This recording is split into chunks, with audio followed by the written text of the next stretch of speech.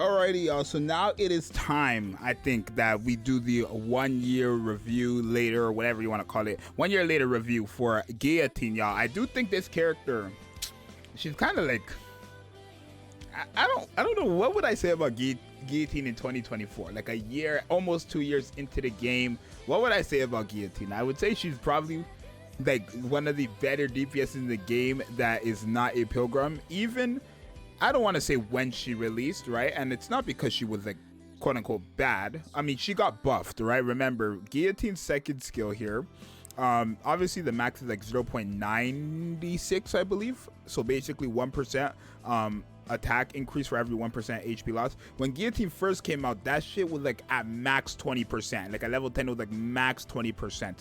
So she got a massive buff in her damage, right? Obviously, she still has her burst skill and stuff like that. When the caster has less than 50% HP, she'll do additional damage, kind of big hits. But her whole real gimmick is really this: you lose HP, she hits harder, right? Now, this character doesn't have the same gimmick as the OG Scarlet, where when you lose HP, you get stronger. This character actually gets stronger, or her strength is dependent on her HP. So if she has 100% HP, she's a lot more weaker than if she was at 30% of her HP, because she's getting damn near 30% attack buff if she's at 30%, or not even 30%. If she's at 30%, she's getting like damn near 70%, right? It's around like that 60% range, but 60% like attack buff, which is quite crazy. So we're gonna use Guillotine. We're gonna use her with some new characters, some characters that came out recently, and all that stuff. And I'll let you guys know I do have gear for her, not overload gear, but I do have a full Elysion attacking set, right? OST is, you know, Zion 2 from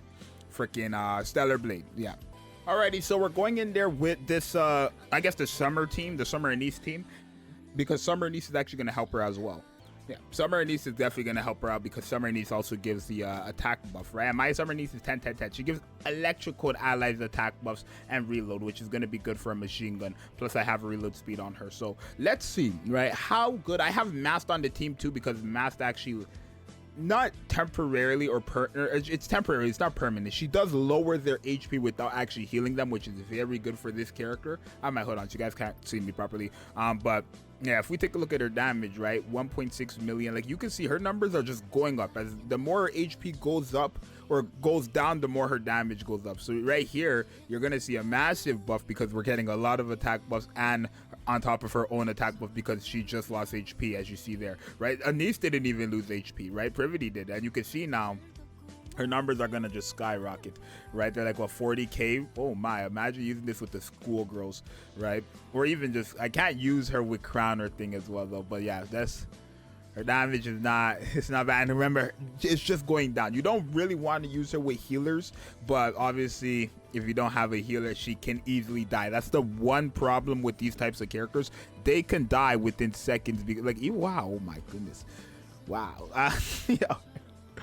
Oh wow, okay, obviously Summer Anise is doing what Summer Anise does, right? But Guillotine is no joke when it comes to her damage output, right? I'm telling you, you give her overload gear, you give her the stuff, like you invest into a Guillotine, 10-10-10, all that good stuff.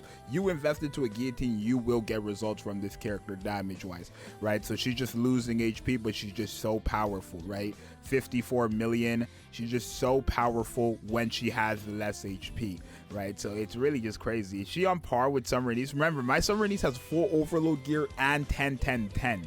right? My Guillotine doesn't have that. She's only 10 million under, right? Which is crazy. Yo, that's actually crazy. That's actually crazy, bro. That's actually crazy. That's 50. That's 51,000 per freaking wow. What's the overall number? Let me wait for it to end. What's the overall number? Hold on, Guillotine.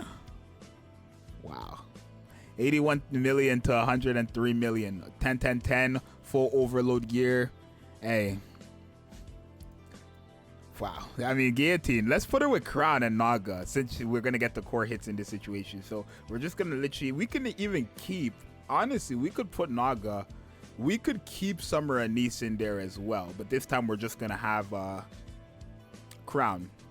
Right, because nothing is really, they're not getting, I guess Litter's helping out, or not helping, but she's making it worse for Summer Anise. But the reload is not a problem because Crown gives reload, right? I know you guys can't see my face. I look like Darth Vader, right? What's going on? But I'm curious because I've never used Guillotine with Crown. Since Crown has released, I've never used these two together, right? And obviously, I'm assuming the damage buff is just going to be over the top, right? She's averaging right now 12k with core hits. We used the Crown uses her burst skill. Guillotine is going 65, 70,000 with, it's even more than what it was with Masked, right? And she has full HP here. We're getting healed here, obviously because of Naga. That's the one thing. But that's kind of the problem, right? You don't want her to be with a healer, because if you have her with a healer, you're never gonna get the max potential with this character. Imagine me having Crown's buffs without, you know, me being healed. And that's the one thing. So we could actually do it, but yeah, no, her damage output is not, it's not bad at all, right? But we could 1,000,000% do it, right? She is just getting healed. That's really all it is. She's getting healed by Naga here, and 74k. That's crazy. Core hit 74k. Like, she's bro, I'm gonna try it without Naga. I'm gonna run the same team without Naga. We could put Privy back in there. I'm gonna take Naga off the team. We're gonna run this again because that is insane. Yeah. Do I invest into Guillotine? I might. I don't know. I might, bro. I think Guillotine, that's the worth the investment, since she's actually a good character, literally. And I think with Crown, it shouldn't be hard to like survive, right? With Crown, obviously, Crown Naga, it's not going to be hard for her to survive because her damage output is pretty good. 110 million there, right? And then obviously, Anise still has more, obviously, but that is quite crazy. 134 to 112 million, right? It's pretty good. Let's try this without Naga though. So we're not gonna have 100% uptime on the attack damage buff that Crown gives, but it is, I want to see, like, is it gonna be better overall when our HP falls, like it's just dropping? Because you gotta remember, the whole game our HP is dropping, right? So I don't want nobody to be healing, and nobody on the team will heal. Crown heals, but it's not everybody. She only heals herself, right? But with this comp right here, it should be lower, right? The damage output should be way lower. Overall, obviously, is it worth it? I mean, it might. I'm not gonna lie. The heals, we're not even getting core hits. The heals towards Guillotine. What have I don't even know if I've been calling her Guillotine this whole video. I pray that I have. I don't feel like I have been calling her Guillotine this whole time. Surely I didn't make a mistake. But Guillotine, her damage output, like you see the core hits, her peak here is 46,000. The other one, the first burst rotation, was what, 71k?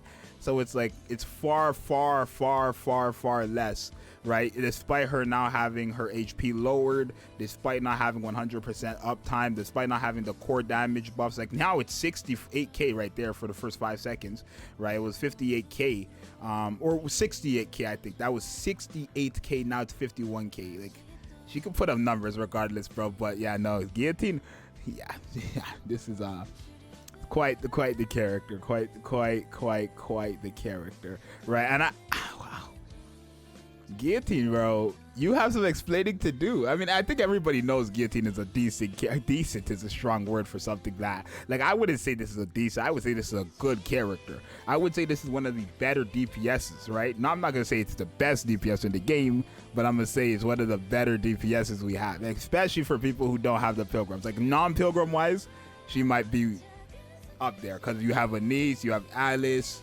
Who else do you have non-pilgrim wise? Let me open up Friedwin real quick to see their characters that I would say are non-pilgrim DPSs here. Who would I say is a non-pilgrim DPS right here, right? Anise, Summer, Anise, 2B, maybe Guillotine for sure, and then maybe Ludmilla. Those are what I would say are the top DPSs, right? So yeah, you guys be the judge in the comments down below. Has Guillotine aged well? She did get buffed midway through, and Guillotine is actually so good because, and I want to say this is actually a W for Guillotine.